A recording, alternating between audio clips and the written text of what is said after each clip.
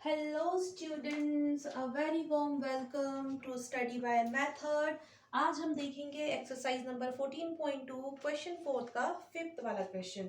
तो चलिए स्टार्ट करते हैं वीडियो को।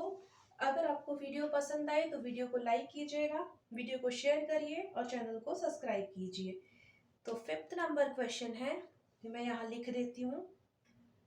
a raised to the power 4 minus 2 a raised to the power 2 b raised to the power 2 plus b raise to the power 4, ये question है। अब इस क्वेश्चन को देखिए, समझिए कि यहाँ पर क्या हुआ है, कितनी टर्म है। सबसे पहले काउंट करते हैं। तो 1 2 3, कितनी टर्म दे रखी है? 3 टर्म टोटल। अब इसको हम कैसे फैक्टराइज करें? तो यहाँ पर ये जो टर्म है इसे देखिए, मैं यहाँ करके दिखाती हूँ। -2a² b² माइनस के साथ जो टर्म ली है उसे हमें साइन के साथ लेना है, तो माइनस है ना, तो माइनस के साथ ले लिया। अब इसे मैं ऐसे लिख सकती हूँ क्या? यहाँ देखिए, -2 -a² b² -a²b², इसे मैं ऐसे लिख सकती हूँ। बिल्कुल लिख सकते हैं। क्यों? क्योंकि देखिए, इसे जब आप सॉल्व करेंगे तो माइनस और माइनस तो प्लस हो जाएगा। तो a² ये दोनों क्या हो जाएंगे? प्लस होंगे, तो क्या बन जाएगा? -2a² b²। मतलब -2a² b² को आप ऐसे भी लिख सकते हैं।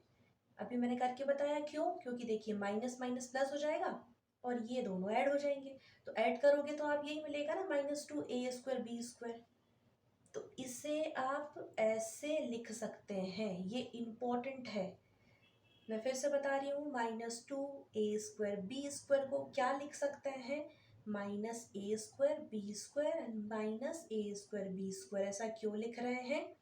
क्योंकि माइनस माइनस प्लस हो जाएगा और ये दोनों जब ऐड होंगे तो आपको यही तो मिलेगा। इसलिए इसे ऐसा लिखा जा सकता है, इसीलिए हम इसे ऐसा लिख रहे हैं। अब देखिए,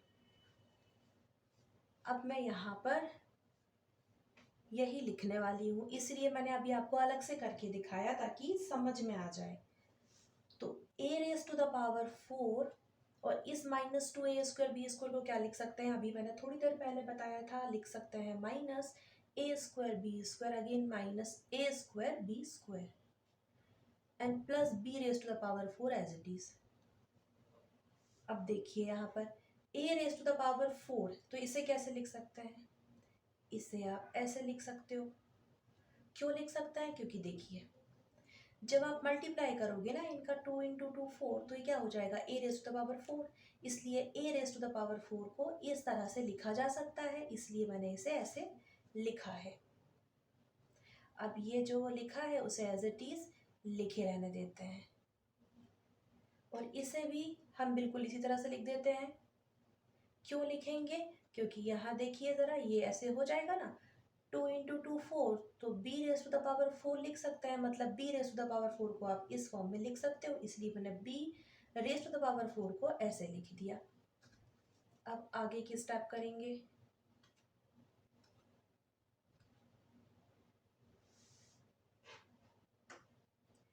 अब यहाँ पर आपने इस फॉर्म में कर दिया है, लेकिन अब जब आपने इस फॉर्म में किया तो इस फॉर्म में करने से आप इसे आगे सॉल्व कर पा रहे हैं क्या? देखते जाइए। यहाँ पर क्या आप कोई आइडेंटिटी लगा सकते हैं? तो नहीं लगा पाएंगे। क्यों नहीं लगा पाएंगे? अभी यहाँ पर ना 1 2 3 4 टर्म हो गई हैं, और ऐसे आइडेंटिटी जब हम लिखते हैं, जैसे कि मैं यहाँ ये लिख रही हूँ a+b², तो उसे क्या लिख दोगे आप? a² + 2ab + b²। कितनी टर्म है? 3 ही तो टर्म है। लेकिन यहाँ तो 1 2 3 4 टर्म है, और हमने क्या कर दिया, इस a⁴ को इस तरह से लिख दिया।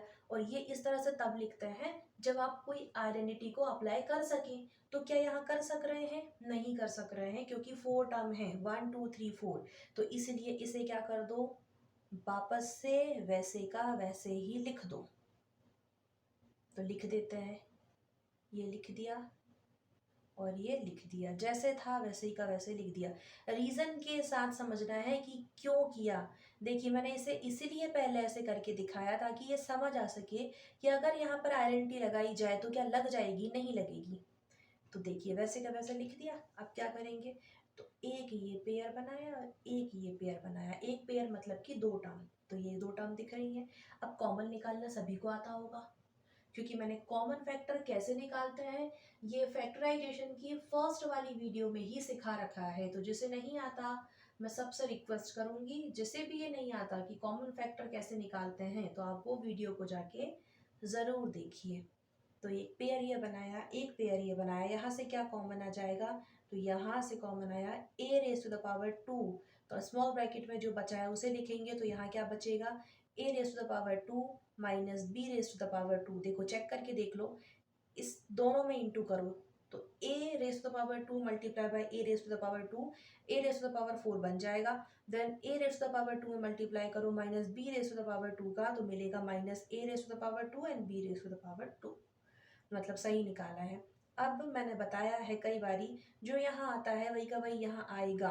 तो यहाँ पहले देखिए कॉमन निकालिए, तो क्या कॉमन निकलेगा, यहाँ निकल जाएगा minus B raise to the power 2, और ब्रैकेट में क्या बचेगा, तो ये बचा ब्रैकेट में, चेक करके देखिए, minus B raise to the power 2 into A raise to the power 2, दोनों को मल्टीप्लाई कीजिए, ये दिखेगा minus B raise to the power 2 into minus B raise to the power 2, तो minus minus plus B raise to the power 4 बचेगा या मिलेगा।